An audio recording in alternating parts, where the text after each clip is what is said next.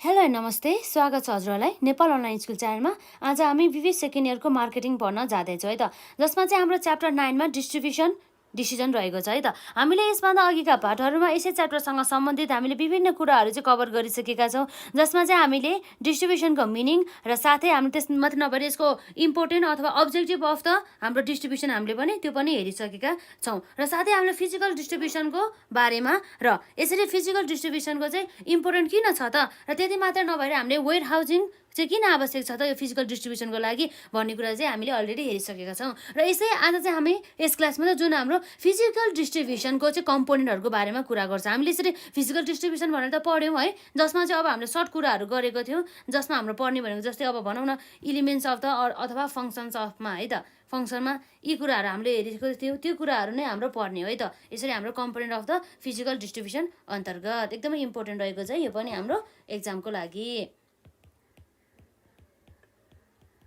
Components of के हो त भन्दा फिजिकल डिस्ट्रिब्युसन।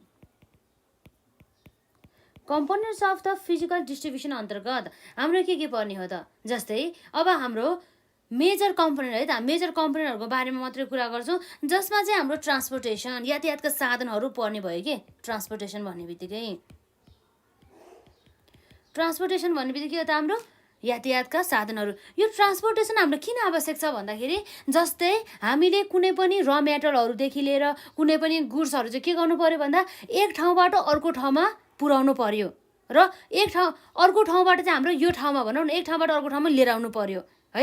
त्यो गर्नको लागि चाहिँ हाम्रो चाहिँ यातायातका साधन अर्थात् ट्रान्सपोर्टेसन चाहिँ आवश्यक पर्ने हुन्छ है भन्ने कुरा। जस्तै मुभमेन्ट गर्नको लागि के, जसलाई हामी के भन्छौँ movement of goods and services है, services from one place to के हो त भन्दा एनअदर प्लेसको चाहिँ कुरा आउने भयो। यसरी चाहिँ हामीले के गर्नु पर्यो त, डिस्ट्रिब्युट गर्नको लागि चाहिँ ट्रान्सपोर्टेसन अर्थात् हाम्रो यातायातका साधनहरू चाहिँ आवश्यक पर्ने भयो। यसरी चाहिँ अब भनौँ न गुड्सहरूलाई चाहिँ अब भनौँ यसरी फिजिकल्ली रूपमा भौतिक रूपमा चाहिँ यसले यसरी ट्रान्सपोर्टेसन गर्दाखेरि चाहिँ गुड्सहरूको चाहिँ के हुने भयो भन्दा टाइम युटिलिटीदेखि लिएर प्लेस युटिलिटीहरू चाहिँ क्रिएट हुन जान्छ। अब यसरी भनौँ न कन्ज्युमरहरू बिचमा कन्ज्युमरहरू चाहिँ सेटिस्फाइड हुन्छ कि यदि उनीहरूले चाहेको गुड्स चाहिँ उनीहरूले भनेको प्लेसमा चाहिँ यसरी गुड्स चाहिँ ट्रान्सफर गर्यो भनेदेखि त्यस्तो अवस्थामा भन्ने कुरा चाहिँ हाम्रो यो ट्रान्सपोर्टेसन भन्ने बित्तिकै अब लगभग है। र अब हामी यहाँ हेर्छौँ यो ट्रान्सपोर्टेसन भनेपछि यातायातका साधनहरू, यातायातका साधनहरूमा यसमा हाम्रो के पर्न सक्छ, जस्तै है त हामी हेर्न सक्छौँ यहाँ यातायातका साधनहरू है त, जस्तै हाम्रो यातायातका साधनहरू अन्तर्गत भनेपछि यातायातका साधनहरू भनेपछि यसमा के पर्छ त अर्को भने, जस्तै अब हामीले रेलको थ्रुबाट है, अथवा अब रोड भन्छ नि रोडमा अब गाडीहरू हिँड्छ त्यसको थ्रुबाट, अथवा अब हामीले कुनै पनि जहाजहरू युज गरेर, अथवा जहाज मात्रै नभएर अब हामीले भनौँ न हेलिकप्टरहरूदेखि लिएर हो यस्ता ट्रान्सपोर्टेसनका माध्यमहरू युज गरेर पनि हामीले के पनि गर्न सक्छौँ भने गुड्सहरूलाई चाहिँ ट्रान्सपोर्ट गर्न सक्छौँ भन्ने कुरा चाहिँ रहेको छ। भने चाहिँ हाम्रो कम्पोनेन्ट अफ द फिजिकल डिस्ट्रिब्युसनमा है एकदमै इम्पोर्टेन्ट कम्पोनेन्ट अन्तर्गत हाम्रो ट्रान्सपोर्टेसन परेको थियो। र ट्रान्सपोर्टेसनभित्र पनि हाम्रो के आउने भयो भन्दा जस्तै हाम्रो तरिकामा, जस्तै अब रेलवे भन्ने चाहिँ अब हजुरहरूलाई थाहा नै छ होला है, रेलवे ट्रान्सपोर्टको युज गर्ने है। अब त्यति मात्र नभएर हाम्रो यसमा रोड ट्रान्सपोर्टेसन भनेपछि जस्तै अब रोडमा हिँड्ने हुन्छ नि, जस्तै हाम्रो रोडमा के हिँड्छ त, अब बसहरू भयो है, विभिन्न प्रकारका गाडीहरू भनौँ न, ट्रकहरू भयो, रोड ट्रान्सपोर्ट भनौँ न, रोड ट्रान्सपोर्ट। र अर्को त्यसपछि हाम्रो के हुन सकिन्छ यसमा वाटर ट्रान्सपोर्ट है त। वाटर ट्रान्सपोर्ट अन्तर्गत अब हाम्रो के हुनसक्छ त, पानीमा चल्ने सबै भनौँ न, पानीबाट चल्ने अथवा पानीमा चल्ने सबै यातायातका साधनहरूलाई चाहिँ हामीले वाटर ट्रान्सपोर्ट अन्तर्गत चाहिँ लिन सक्छौँ। हाम्रो सिपहरू भयो है, जहाजहरू भयो, ट्रान्सपोर्ट होइन त, वाटर ट्रान्सपोर्ट। र यसपछि अब वाटर ट्रान्सपोर्टमा अब के पर्छ भने थाहा भइहाल्यो नि त हामीलाई होइन, यसमा के भन्छ भने पानीबाट चल्ने अथवा पानीमा चल्ने साधनहरू यातायातका साधनहरू चाहिँ हाम्रो वाटर ट्रान्सपोर्ट अन्तर्गत पर्ने गर्दछ। अब अरू ट्रान्सपोर्टेसन पनि हामीले युज गर्न सक्छौँ, त्यो भनेको के हो भन्दा एयर ट्रान्सपोर्ट भने चाहिँ हाम्रो माथि आकाशमा भनौँ न हावाबाट चल्ने भनौँ एयर ट्रान्सपोर्ट। यी कुराहरू चाहिँ हाम्रो पर्ने गर्दछ है त वाटर ट्रान्सपोर्ट भनेर है त।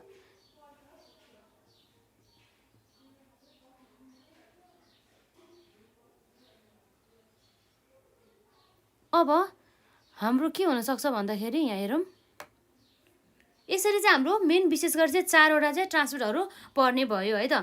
के भयो भन्दा यसमा चाहिँ एउटा railway transport, road transport, water transport र एयर ट्रान्सपोर्ट, यो पोइन्टहरू चाहिँ याद गर्नु पर्यो है त। अब हामीले रेलको युज गर्ने अथवा रोडको युज गर्ने अथवा हामीले पानीको सहायताबाट चल्ने साधनहरू पनि युज गर्न सक्छौँ। अब जस्तै अब हाम्रो नेपाल भनेको त एउटा भूपरिवेष्टित देश अन्तर्गत पर्दछ नि है। यो भूपरिवेष्टित देश भनेको चाहिँ कस्तो भन्दाखेरि चाहिँ जसमा चाहिँ अब भनौँ न यसको पुरै यो देशको यो पुरै वरिपरि चाहिँ कुनै पनि समुद्रहरूले चाहिँ नछोएको देश भनेर चाहिँ बुझिन्छ, जसलाई चाहिँ डाँडा काँडाले ढाकेका हुन्छ नि त है। त्यस्तो अवस्थामा अब त हाम्रो त लगभग ट्रान्सपोर्टेसनमा भन्दाखेरि सिपहरू त युज हुने भएन, त्यही पनि होइन। जहाँ चाहिँ अब समुद्रहरूमा चाहिँ यसरी वाटर ट्रान्सपोर्टहरू चाहिँ म्याक्सिमम् युज हुन्छ है, धेरै टाइपहरूको ट्रान्सपोर्टेसन।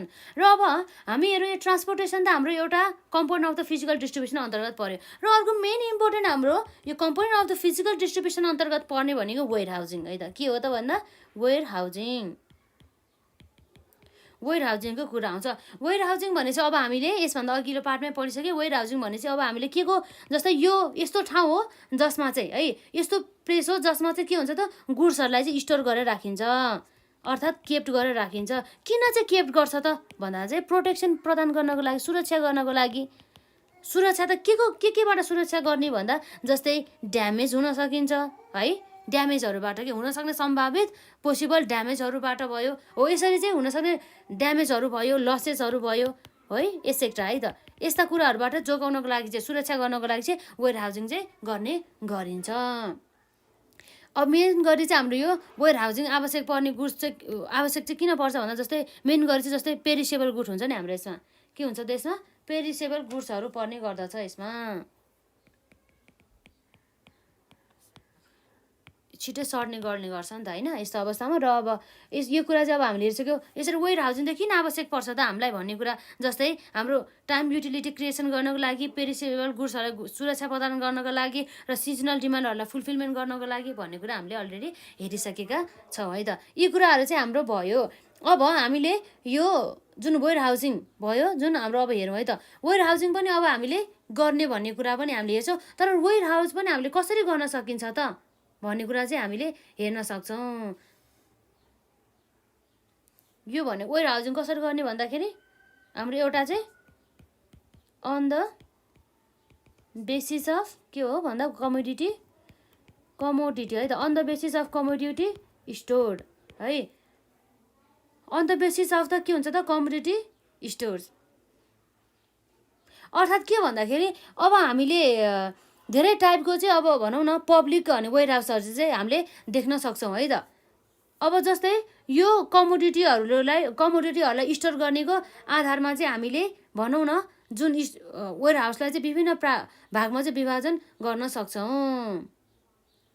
जस्तै अब हाम्रो स्पेसल कमोडिटी वेयर हाउसेस भयो, पब्लिक वेयर हाउसेस भयो र कोल्ड स्टोर वेयर हाउसेस पर्ने गर्दछ भने चाहिँ हाम्रो के हो त on the basis of the commodity stores अन्तर्गत हाम्रो वेयर हाउसेसहरूको चाहिँ प्रकार है। यसमा के भनेको त स्पेसल, यो कुराहरू छुटाउनु भएन है एक्जाममा, special commodity ware house,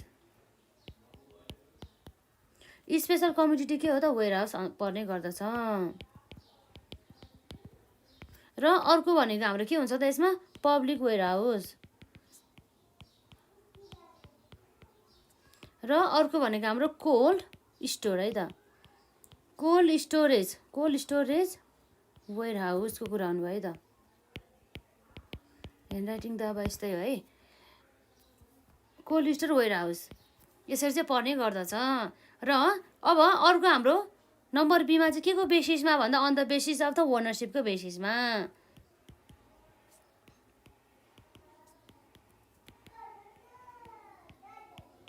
on the basis of त हाम्रो के हो त भन्दा ओनरसिपको बेसिसमा पनि हामीले चाहिँ वेयर हाउसलाई चाहिँ विभिन्न भागमा चाहिँ बाँड्न सक्छौँ। जस्तै अब हाम्रो प्राइभेट वेयर हाउस के छ त हाम्रो यसमा प्राइभेट वेयर हाउसको कुरा आउँछ।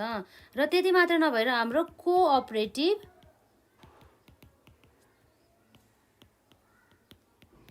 वेयर हाउस आउँछ है त। र अर्को भनेको चाहिँ हाम्रो पब्लिक वेयरहाउस। र अब अर्को भनेको हाम्रो हाउस होल्ड है त, घरमै बनाउने के हाउस होल्ड वेयरहाउस। र अर्को भनेको हाम्रो बोन्डेड वेयरहाउस। यो पोइन्टहरू चाहिँ हामीले एकदमै सबै याद गर्नु पर्यो है, एक यसलाई छुटाउनु भएन एक्जाममा लेख्दाखेरि यस्ता कुराहरूलाई। यसरी चाहिँ हामीले हेर्न सक्यो यो जुसमा के छ भन्दा वेयरहाउसेस अन्तर्गत है त। अब हामीले यहाँ हेर्न सक्यौँ सुरुमा हामीले के पढाएको थियो भन्दाखेरि जुन हाम्रो कम्पोनेन्ट अफ द फिजिकल डिस्ट्रिब्युसनमा एउटा भनेको ट्रान्सपोर्टेसन र अर्को भनेको हाम्रो के छ त वेयर हाउसिङ। र अब हामी ट्रिपल आईमा हेर्छौँ है त। ट्रिपल आईमा के थियो त हाम्रो भन्दा ट्रिपल आईमा हाम्रो हुन्छ अर्डर प्रोसेसिङ। अर्डर प्रोसेसिङको कुरा आउने भयो है त। अब यो हाम्रो फिजिकल डिस्ट्रिब्युसनको चाहिँ एकदमै इम्पोर्टेन्ट पार्टको रूपमा चाहिँ हाम्रो भनौँ न एकदमै इम्पोर्टेन्ट कम्पोनेन्टको रूपमा चाहिँ हामीले अर्डर प्रोसेसिङलाई पनि लिन सक्छौँ। अब जस्तै अब हामी अर्डर प्रोसेसिङमा हामीले के हेर्न सक्छौँ भन्दाखेरि अर्डर गर्ने के गुड्सहरूको चाहिँ अर्डर गर्ने। जस्तै अब रिसिभिङ गुड्सहरू पाउनको लागि र त्यति मात्र नभएर गुड्सहरू कति आयो कति गयो भनेर रेकर्डिङ गर्नको लागि र त्यसको फाइलिङ गर्नको लागि र एसेम्ब्लिङ अर्डरको लागि चाहिँ हाम्रो चाहिँ के गर्ने गर्दछ भन्दा चाहिँ यो अर्डर प्रोसेसिङहरू चाहिँ पर्ने गर्दछ, आवश्यक पर्दछ भनौँ न यसमा। यसरी चाहिँ हामीले भनौँ न अर्डरहरू कस्टमरहरूबाट पाउँछौँ। त्यो अर्डरहरू चाहिँ अब हामीले म्यानेजमेन्ट गर्नुपर्ने हुन्छ भन्ने कुरा भयो है त। यो अर्डर प्रोसेसिङ भयो र यसपछि अर्डर प्रोसेसिङ पछि अर्को कम्पोनेन्ट अन्तर्गत हाम्रो के आउँछ भन्दाखेरि इन्भेन्ट्री म्यानेजमेन्ट। इन्भेन्ट्रीहरूलाई चाहिँ के गर्नुपर्छ म्यानेजमेन्ट गरेर चाहिँ राख्नुपर्ने भयो भन्ने कुरा रहेछ है त। र इन्भेन्ट्री म्यानेजमेन्ट भनेपछि अब हामीले भनौँ न यी कुराहरू त अब हामीले जस्तै कस्टहरूमा पनि पढिरहेका छौँ है। कस्ट एन्ड म्यानेजमेन्टमा इन्भेन्ट्री म्यानेजमेन्ट इयुक्यूको बारेमा हो। यसरी इन्भेन्ट्रीलाई चाहिँ के गर्ने त म्यानेजमेन्ट गर्ने भन्ने कुरा चाहिँ आउँछ। इन्भेन्ट्री म्यानेजमेन्ट गर्ने तरिकाभित्र पनि अब हाम्रो धेरै कुराहरू चाहिँ आउने गर्दछ। जस्तै हामीले इयुक्यूहरू युज गर्ने इकोनोमिक अर्डर क्वान्टिटीमा पर्चेज गर्ने है त, यी कुराहरू चाहिँ आउने गर्दछ। यो हाम्रो इन्भेन्ट्री म्यानेजमेन्ट अन्तर्गत। भनेपछि इन्भेन्ट्री म्यानेजमेन्ट भन्ने बित्तिकै कस्तो भन्दा चाहिँ यो जुन हाम्रो स्टक अफ द गुड्सहरू स्टोर भएको हुन्छ नि वेयर हाउसमा हो, त्यसलाई चाहिँ राम्रो रूपमा चाहिँ अब कन्ट्रोल गरेर राख्ने, इफिसियन्ट ढङ्गबाट चाहिँ कन्ट्रोल गरेर त्यसलाई सुरक्षा प्रदान दिएर चाहिँ राख्ने र कन्ज्युमरहरूको माग अनुसार अथवा कस्टमरहरूको चाहिँ माग अनुसार डिमान्ड अनुसार चाहिँ उनीहरूले चाहिँ त्यो गुड्स चाहिँ के गर्नु भन्दाखेरि ट्रान्सपोर्ट गरिदिने भन्ने कुराहरू चाहिँ कुरा आयो है त। यसरी यो इन्भेन्ट्री म्यानेजमेन्टमा चाहिँ हाम्रो के आउँछ भन्दा चाहिँ यसरी इन्भेन्ट्री म्यानेजमेन्ट गर्नु पर्यो जसमा चाहिँ लो कस्ट लागोस् भन्ने कुरा चाहिँ मिनिमम कस्ट भन्ने कुरा आउँछ है त। र अर्को हाम्रो भीमा छ रिअर्डर क्वान्टिटी। रिअर्डर क्वान्टिटी कुरा आउने भयो है त। यसरी टप लेभल म्यानेजमेन्टले चाहिँ अब हामीले कुन मेथड लाउँदाखेरि चाहिँ अब राम्रो हुन्छ भन्ने कुरा चाहिँ डिसिसन गर्नुपर्ने हुन्छ। रिअर्डर क्वान्टिटी अर्थात् आरओक्यू है त। अब यो जुन रिअर्डर क्वान्टिटीमा चाहिँ विशेष गरी चाहिँ धेरै जसो चाहिँ एबिसी एनालाइसिस हुन्छ नि हो, यो एनालाइसिसहरूको बारेमा चाहिँ धेरै चर्चा गरेको पाइन्छ। जस्तै अब हाम्रो क्याटेगोरी ए क्याटेगोरी एबिसी एनालाइसिस चाहिँ कुरा आउँछ है। त्यसमा के आउँछ त भन्दा एबिसी एनालाइसिस। यो एबिसी एनालाइसिस अनुसार चाहिँ यसरी चाहिँ अब भनौँ न यो स्टोर गरिएको आइटमहरूलाई चाहिँ विभिन्न भागमा चाहिँ विभाजन गरिदिन्छ। एउटा भनेको के हो त भन्दा एउटा भनेको क्याटेगोरी ए है त।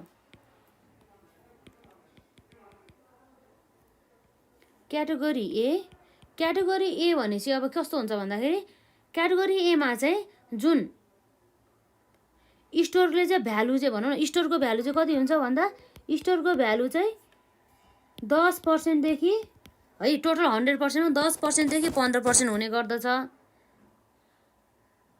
त्यो कुरा भयो, यो चाहिँ भ्यालुमा भयो। तर यदि आइटममा हो स्टोर आइटममा हो भनेदेखि चाहिँ होइन स्टोर आइटममा हो भनेदेखि युनिट्समा हो भनेदेखि के कन्जम्सनको बेसिसमा स्टोर आइटममा बेसिस हो भनेदेखि चाहिँ यसमा चाहिँ 60% देखि 70%सम्म चाहिँ हुने गर्दछ अरे क्याटेगोरी एमा पर्दछ त्यस्तो गुड्सहरू चाहिँ। र अर्को भनेको चाहिँ क्याटेगोरी बी अन्तर्गत चाहिँ कस्तो गुड्स पर्छ भन्दा चाहिँ जसको चाहिँ स्टोर भ्यालु कति हुन्छ त स्टोर भ्यालु पनि प्लस स्टोर आइटम पनि है। स्टोर भ्यालु पनि र स्टोर आइटम पनि कति हुन्छ त भन्दा 20% देखि चाहिँ 25% है त 25%सम्म चाहिँ हुने गर्दछ। एउटा क्याटेगोरी भयो, यो बी क्याटेगोरी भयो। र अर्को भनेको हाम्रो क्याटेगोरी के हो त भन्दा सी भन्ने कुरा भयो है त। क्याटेगोरी सीको कुरा आउँछ, जसमा चाहिँ हाम्रो के हुन्छ त स्टोरको भ्यालु र अर्को भनेको हाम्रो स्टोरको आइटमको कुरा आउँछ है त। अब यसमा चाहिँ हाम्रो जुन स्टोरको भ्यालु छ नि, स्टोरको भ्यालु चाहिँ 60% देखि कति आउँछ त 70% सम्म आउँछ र स्टोरको आइटम चाहिँ 10% देखि 15% सम्म आउँछ है। यो कुराहरू चाहिँ यसरी मेन कुराहरू चाहिँ यति चाहिँ एक्जाममा छुटाउनु भएन है, लेख्दाखेरि यसो चाहिँ पर्सेन्टेज यति यति हुन्छ भनेर चाहिँ लेख्नुपर्ने भयो। र यसपछि अब हाम्रो छ भिआईमा कम्पोनेन्ट अफ द के हो त फिजिकल डिस्ट्रिब्युसन अन्तर्गत हाम्रो भिआईमा पर्ने भनेको just in time inventory system.